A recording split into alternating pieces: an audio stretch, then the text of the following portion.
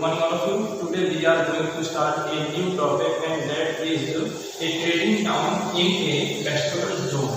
ठीक है, आज की इस वीडियो में हम एक और टाउन के बारे में स्टडी करने जा रहे हैं और उसको टाउन कहाँ पे था? पेस्टोरल जोन में था। उस टाउन का नेम क्या था? तो उसका नेम था मार्ली। ओके, टाउन का नेम क्या है?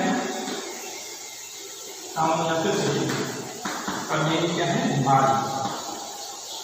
तो सबसे पहले हम देखते हैं कि मारी की लोकेशन क्या थी। मारी किस जगह पर लोकेट था।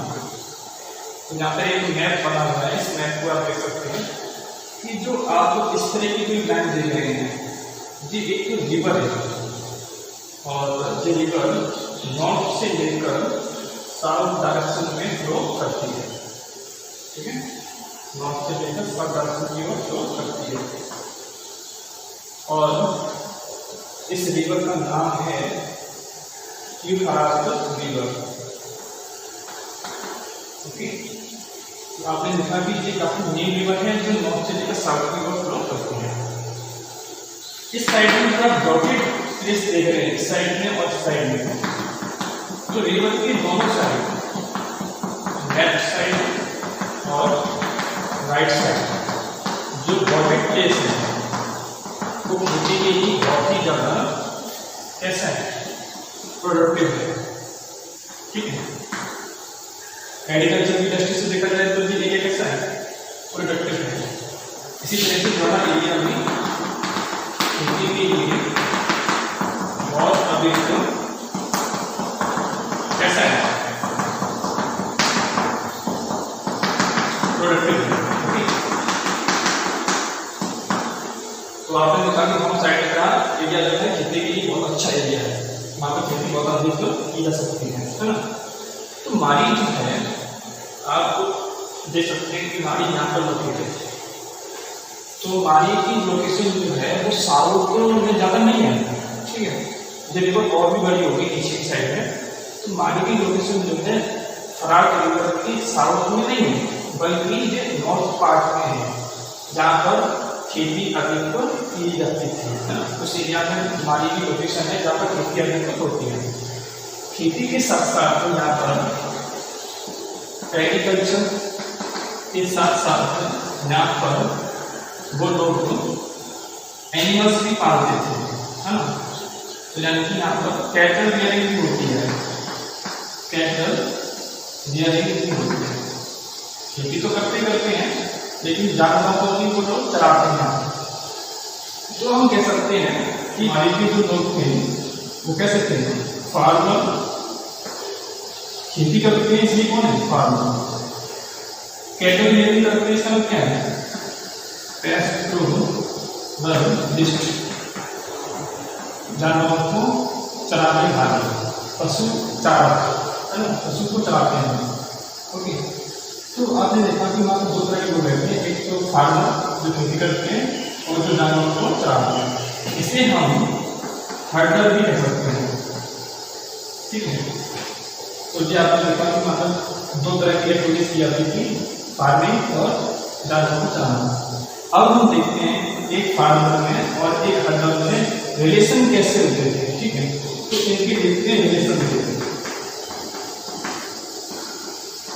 देखिए, दोनों एक दूसरे के ऊपर डिपेंड करते हैं। फार्मर इसके ऊपर डिपेंड करते हैं एंड हर्डर जो है वो फार्मर के ऊपर डिपेंड करते हैं। ठीक है, अगर इन लोगों को, हर्डर लोगों को किसी चीज़ की रिक्वायरमेंट है, सपोज इनको क्या चाहिए? ग्रीन्स चाहिए, अनाज चाहिए। ठीक है, तो क्या करेंगे ये लोग? या तो ये अपने एनिमल्स उनको दे देंगे, है ना, एक भेड़ दे दी या एक बकरी दे दी। ठीक है, उसके बदले में अनाज दे देंगे, या फिर एक तो एनिमल दे सकते हैं, है ना, या फिर एनिमल की प्रोडक्ट दे सकते हैं जैसे कि मिल्क, ठीक है, या फिर चीज, है ना, और दे सकते हैं क्या? मीट, लेदर, इस तरह की चीज़ों को वो लोग कैसे देंगे? फार्मर को देंगे और अनाज प्राप्त कर लेंगे। तो आपने देखा दोनों एक दूसरे के ऊपर डिपेंड है, लेकिन फिर भी इन दोनों के बीच में लड़ाइयाँ होती रहती हैं, कॉन्फ्लिक्ट्स तो होते रहते हैं। क्यों? क्योंकि हर जो लोग हैं वो क्या करते थे, अपने एनिमल्स को, जो इनके खेत हैं, इनके जो खेत हैं, और इन्होंने इसको क्या बोल दिया है, बीज बोल दिया है। तो फिर क्या करेंगे, एनिमल्स को इस खेत में से होकर निकाल के ले जाएंगे, कहाँ पर, इस रिवर के पास में पानी पाने के लिए, है ना। तो क्या होगा, इस किसान का क्या हो जाएगा, नुकसान हो जाएगा। ठीक है, सपोज इसके ऊपर क्रॉप भी खड़ी है और एनिमल इसके ऊपर से जाएंगे तो क्या होगा, क्रॉप डिस्ट्रॉय हो जाएगी। ठीक है, इसके लिए इन दोनों के बीच में क्या होती रहती है, लड़ाइयाँ शुरू हो जाती है। दूसरी बात, ये लोग जो है इनका नेचर कैसा है, इनका नेचर है एक जगह पर नहीं रुकना, यानी कि जो मोबाइल रहते हैं, मोबाइल का मतलब क्या है, चलायमान रहते हैं, जैसा कि एक जगह से दूसरी जगह पर आते जाते रहते हैं। ठीक है, एक जगह पर रुकते ही। ठीक है, दूसरी बात, ये लोग क्या करते हैं, कभी कभी फार्मर के ऊपर अटैक भी कर देते हैं।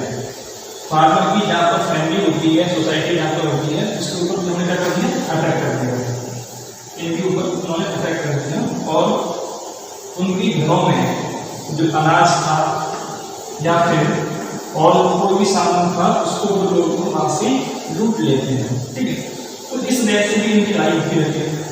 और अब देखते हैं कि फार्मर क्या करते थे, कभी कभी फार्मर इनका रास्ता रोक देते थे।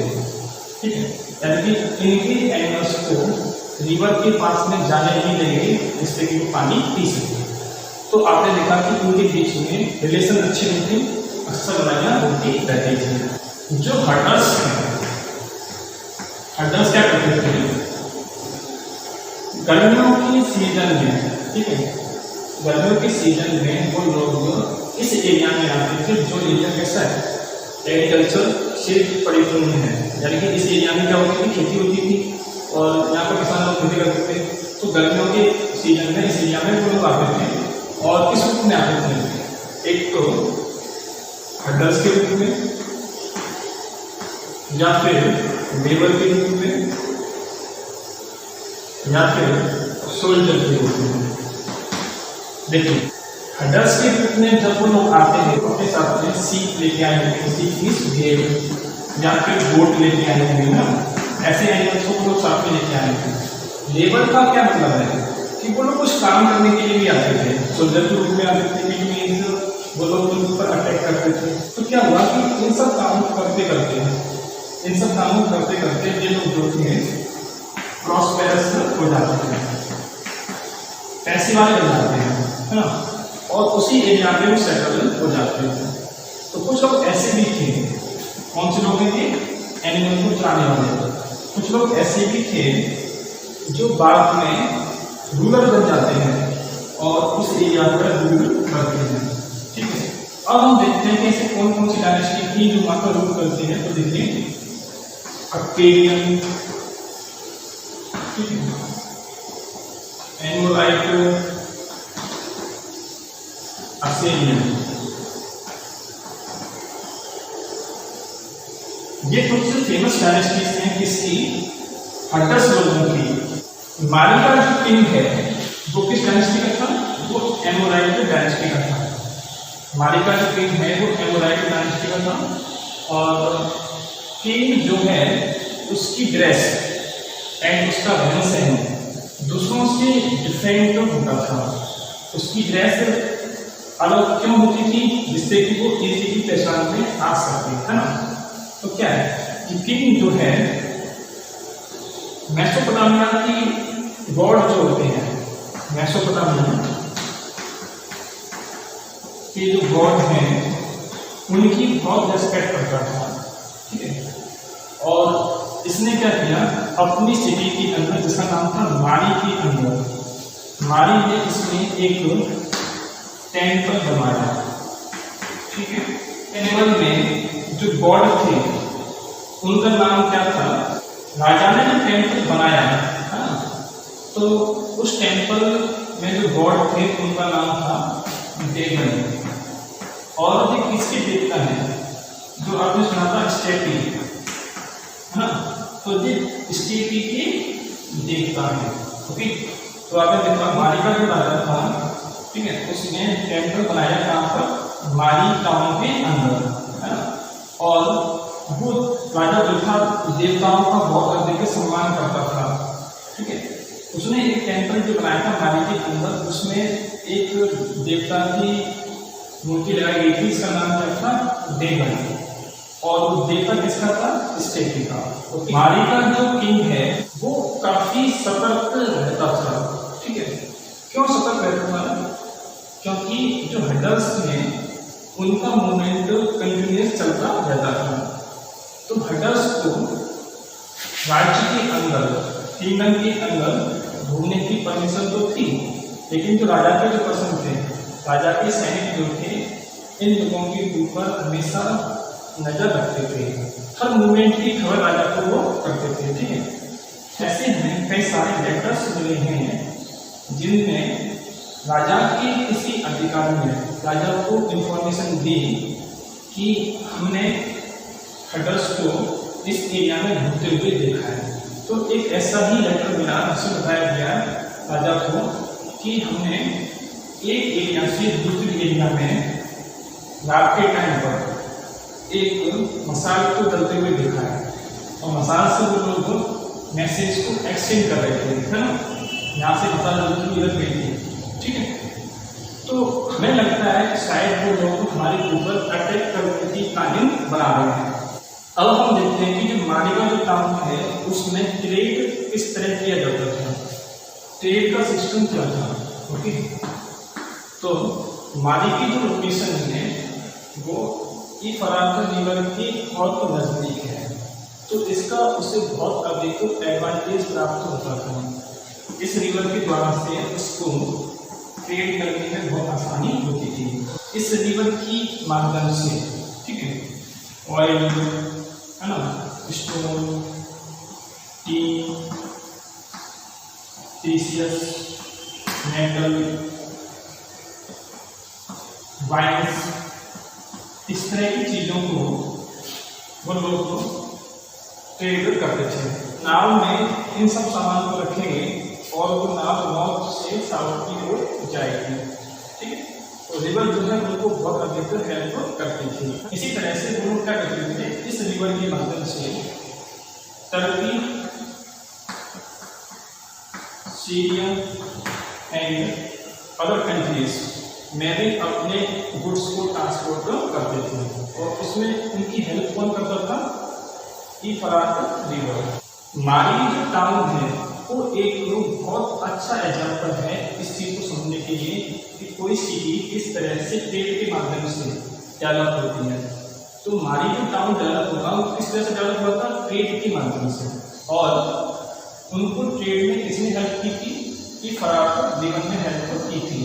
तो क्या होता है, वो लोग नाव में सामान को रखकर साउथ की ओर ले जाते हैं ना, तो जो नाव जो है वो इस प्लेस पर रुकेगी, मारी में रुकेगी, तो क्या होगा, एक ऑफिसर आएगा और उस नाव को चेक करेगा, सामान को चेक करेगा। सपोज नाव के ऊपर वाइन्स रखी हुई है, तो एक नाव में 300 वाइन्स के जार आसानी से रखे जा सकते थे, ठीक है, लेकिन वो नाव अभी आगे नहीं जा सकती क्योंकि वहाँ पर अधिकारी आएगा, अधिकारी ने उसको चेक किया और बोला 10% टैक्स दीजिए।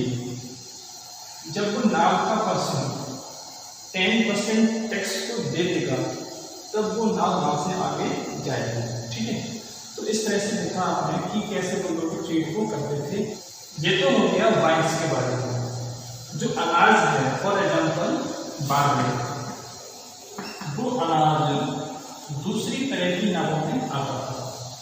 तो हमें हमारी सिटी से ऐसे बहुत सारे टैबलेट्स मिले हैं जिसमें ट्रेड के बारे में बताया गया है, और हमको ये भी पता चला कि ट्रेड किन किन चीज़ों का होता है, जैसे कि tin, copper and other metals, ठीक है। टीन एंड कॉपर किस जगह से आते थे इसका भी डिस्क्रिप्शन उन टैबलेट्स के मिलता है।